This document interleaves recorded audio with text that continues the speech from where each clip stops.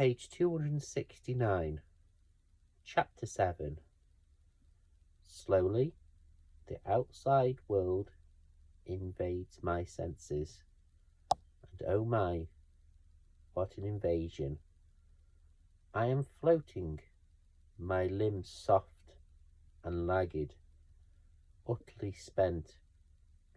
I'm laying on top of him, my head's on his chest, and he smells divine. Freshly laundered linen and some expensive body wash, and the best, most seductive scent on the planet. Christian, I don't want to move. I want to breathe this exhalia for eternity. I nuzzle him, wishing I didn't have the barrier of his t-shirt. As I rhyme and reason return to the rest of my body, I stretch my hand on his chest. This is the first time I've touched him there. He's firm, strong. His hand swoops up and grabs mine, but he softens the blow by pulling it to his mouth and sweatily kissing my knuckles. He rolls over, he's gazing down at me. Don't, he murmurs, then kisses me lightly. Why don't you like being touched? I whisper, staring up at his soft grey eyes. Because I'm 50 shades of fucked up, Anastasia. Oh? His honesty is completely disarming. I blink up at him. I have a very tough introduction to life. I don't want to burden you with the details. Just don't. He strokes his nose against mine and then pulls out of me and sits up. I think that's the basics covered. How was that? He looks thoroughly pleased with himself and sounds very matter-of-fact at the same time, like he's just marked off another item on his checklist.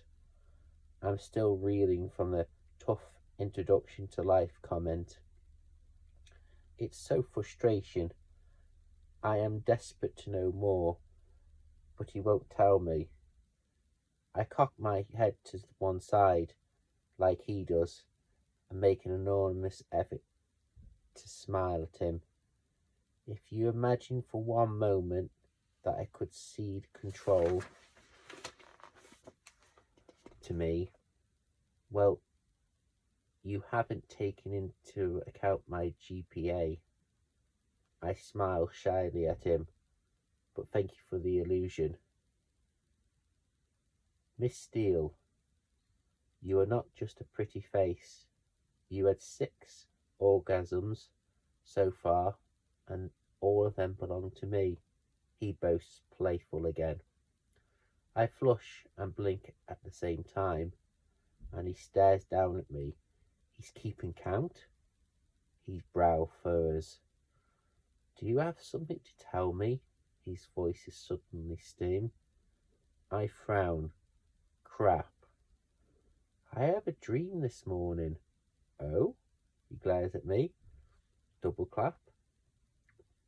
Am I in trouble? I came in my sleep. I throw my arm over my eyes. He says nothing. I peek up at him from under my arm, and he looks amused. In your sleep? Woke me up. I'm sure it did. What was you dreaming about? Crap. You. What was I doing? I throw my arms over my eyes again, like a small child, and I briefly entertain the thought that I can't see him, and he can't see me. Anastasia, what was I doing? I won't ask you again. You had a riding crop. He moves. Really? Yes, I'm Crimson. There's hope for you yet, he murmurs. I have several riding crops. Brown plaited leather? He laughs. No, but I'm sure I can get one. Leading down, he gives me a brief kiss and then stands and grabs his boxer.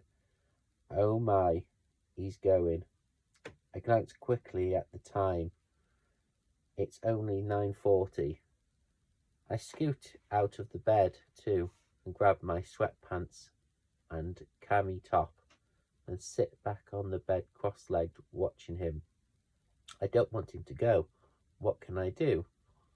When is your period, Drew? He interrupts my thoughts. What? I hate waiting these things, he grumbles. He holds up the condom and puts it on the floor and slips on his jeans. Well, he prompts.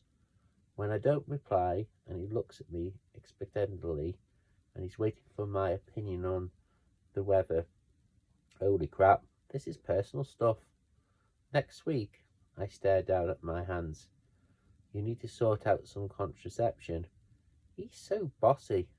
I stare at him blankly. He sits back on the bed and he puts on his shoes and socks. Do you have a doctor? I shake my head. We are back to mergers and acquisitions. Another 180-degree mood swing. He frowns. I can have mine come and see you at your apartment Sunday morning before you can come and see me.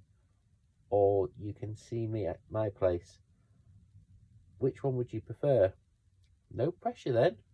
Something else he's paying for. But actually, this is for his benefit. Your place. That means I'm guaranteed to see him Sunday. Okay, I'll let you know the time. Are you leaving? Don't go. Stay with me, please. Yes, why? How are you getting back? I whisper. Taylor will pick me up. I can drive you. I have a lovely new car. He gazes at me, his expression warm. That's more like it.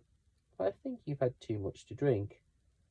Did you get tipsy on purpose? Yes,